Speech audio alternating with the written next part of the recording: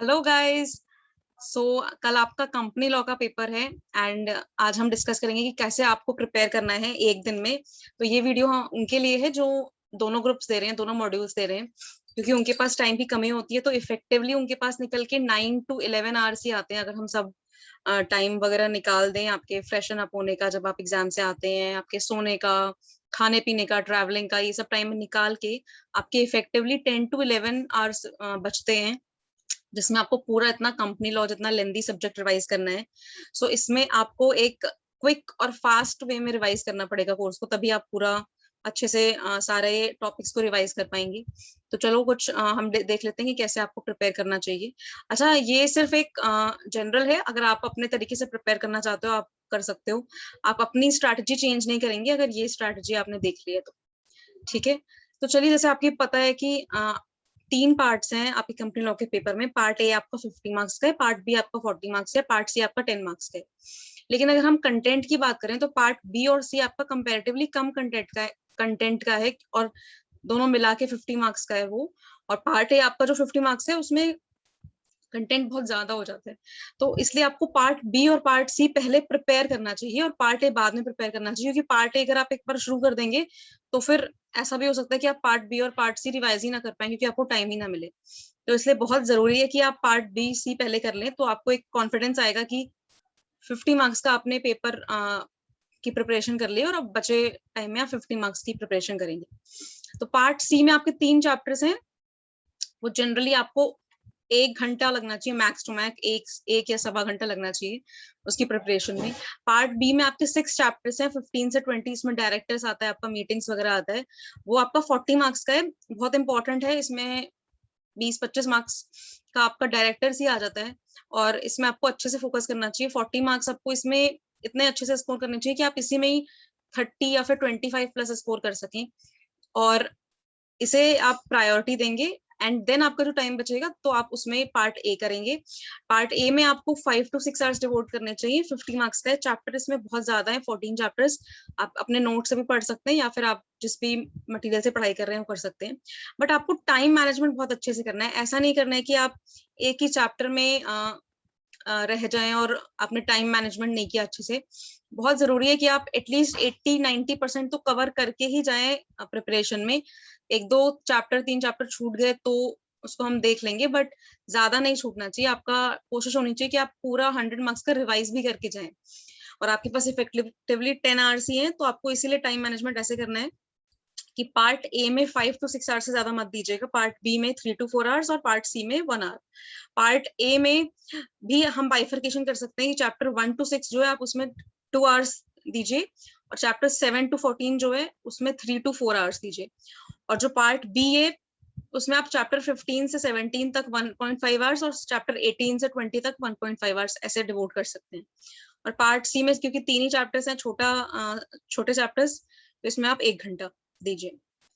चलिए, ये तो हो गई टाइम डिवोट करने की बात। अब कंपनी लॉ पेपर ऐसा है कि आपका मेन पेपर है, मेन इन द सेंस जैसे कंपनी सेक्रेटरी में कंपनी लॉ मेन पेपर होता है।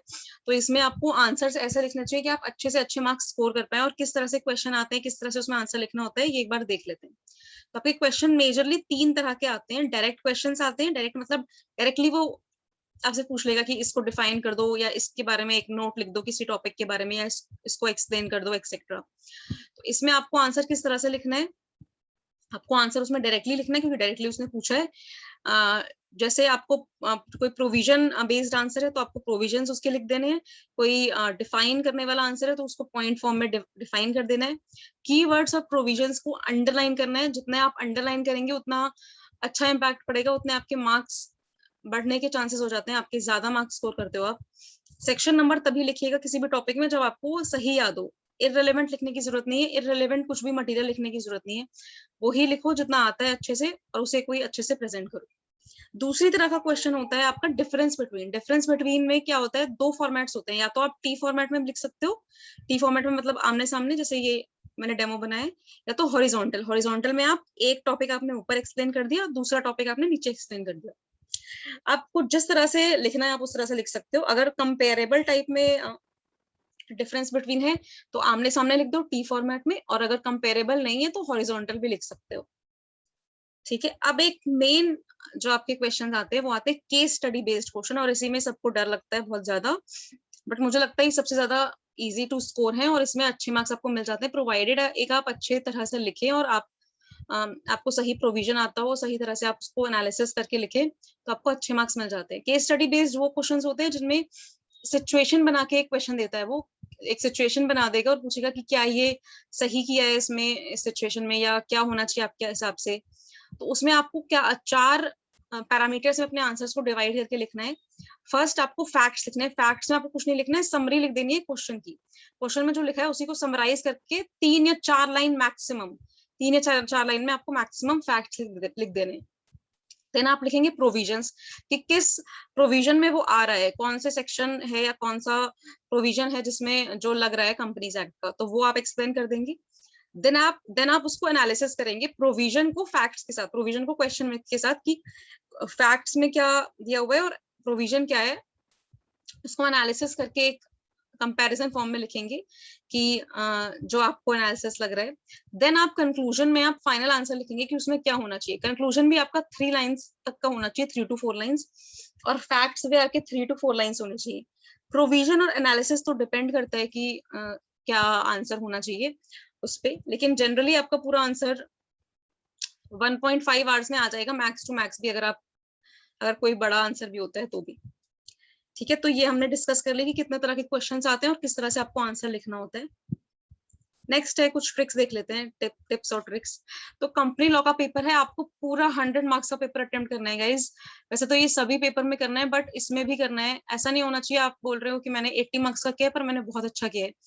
80 मार्क्स का अटेम्प्ट करो, बहुत कम चांसेस होते हैं कि 60 आए, 50 आए, क्योंकि आप अटेम्प्ट ही 80 का कर रहे हो। ठीक है, चाहे आप कितना ही अच्छा लिख लो, कितना ही उसमें सब कुछ आपने बुक टू बुक लैंग्वेज लिख दी, बुक टू बुक प्रोविजन लिख दिया, कुछ भी अच्छा लिख दिया, तो भी बहुत कम चांसेस है आपकी 80 में से 60 आए या 50 आए। लेकिन अगर आप 100 मार्क्स का पेपर अटेम्प्ट करते हो ना, आप मतलब खींच खींच के भी आप 50 तो स्कोर कर ही लेते हो इजीली। और अगर आपने अच्छे से लिखा है तो आप आराम से 60-70 भी अटेम्प्ट कर सकते, 60-70 भी आपको मिल जाएंगे। 60 तो बहुत इजीली मिल जाएंगे, लेकिन 50 तो मतलब पहुंच ही जाओगे, 50 तक तो आराम से पहुंच जाओगे अगर आपने पूरा 100 मार्क्स का पेपर अटेम्प्ट किया। क्योंकि सोचो ना, आप 100 मार्क का पेपर अटेम्प्ट कर रहे हो, कोई 4 मार्क का क्वेश्चन है उसमें आपको 2 मिलेंगे, कोई 3 मार्क का क्वेश्चन है उसमें 1 मिलेगा, 1.5 मिलेगा, 2 मिलेगा, कोई 5 मार्क का है उसमें 3 मिलेगा, ऐसे कर करके आपके 50 तो पहुंच ही जाएंगे। बट अगर आप करते ही 80 मार्क्स का हो तो बहुत मुश्किल हो जाता है स्कोर करना, फिर उसमें फिर आपके 50 ही रह गए या 45 रह गए, 40 रह गए, फिर मुश्किल हो जाती है। तो अटेम्प्ट करो पूरे 100 मार्क का क्वेश्चन, ठीक है। और केस स्टडी बेस्ड हमने डिस्कस कर लिया, फैक्ट्स, प्रोविजन, एनालिसिस, कंक्लूजन में ही किया करो। आ, इस तरीके से आपके मार्क्स ज्यादा आने के चांसेस बढ़ जाते हैं। देन अंडरलाइन करोगे हेडिंग्स को, कीवर्ड्स को, प्रोविजंस को, कोई भी प्रोविजन है, कीवर्ड है, उसे अंडरलाइन करोगे। और वैसे तो आपको क्वेश्चन वो पहले करना चाहिए जो आपको अच्छे से आते हैं, लेकिन पार्ट बी और सी प्रिपेयर पहले करना। जब आप प्रिपेयर कर रहे हो अभी, तो प्रिपेयर आप बी और सी पहले करना, बिकॉज ये जल्दी हो जाएंगे, फिर आप पार्ट ए में टाइम डिवोट कर पाओगे। पर अगर पार्ट ए से शुरू करोगे तो पार्ट ए थोड़ा वैसा है कि लेंदी है, पर ऐसा ना हो कि पार्ट ए में ही लटके रह जाओ। इसलिए पार्ट बी और सी पहले प्रिपेयर करना, और क्योंकि ये इसमें कंटेंट कम है और मार्क्स ज्यादा है, मार्क्स ज्यादा वेटेज का रखता है दोनों मिला के 50 का, और इसका कंटेंट कम है, और पार्ट ए एक तरफ 50 का है पर उसका कंटेंट ज्यादा है। ठीक है, तो ये मेरे हिसाब से कुछ चीजें थी जो मैं आपके साथ शेयर करना चाह रही थी।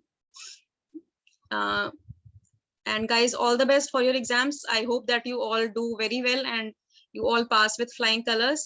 So अगर वीडियो अच्छा लगा हो तो लाइक कर देना और शेयर कर देना फ्रेंड्स के साथ, और चैनल को सब्सक्राइब कर देना। ये शीट अगर आपको चाहिए तो मैंने ऑलरेडी टेलीग्राम पे डाल दी है, ताकि आप वहां से भी देख लें। वैसे जो भी मेजर चीजें थी वो मैंने डिस्कस कर ली हैं। और हमेशा पेपर अच्छे से अटेम्प्ट कीजिए और 100 मार्क्स का पेपर अटेम्प्ट कीजिए।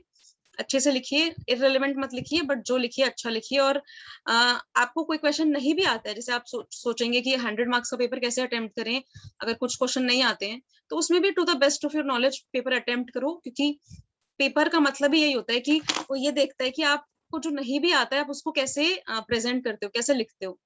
तो write paper with full confidence, and जो आपने पढ़ा है उसी में से आएगा।